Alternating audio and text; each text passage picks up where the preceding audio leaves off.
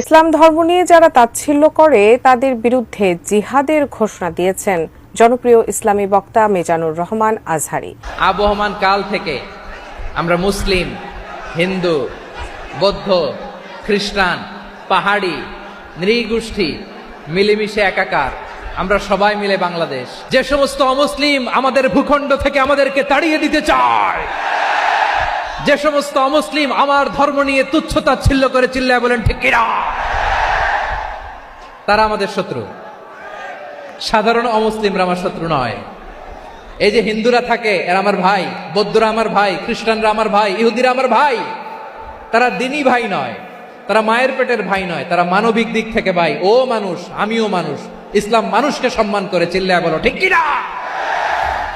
যারাই আমাদের ইসলামকে নিশ্চিহ্ন করতে চায় তাদের বিরুদ্ধে আমাদের সংগ্রাম আওয়াজ করে বলতে হবে ঠিক কিনা।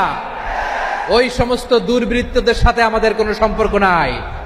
আমরা যদি ঐক্যবদ্ধ থাকতে পারি, ওই দুর্বৃত্তরা চান্স পাবে না।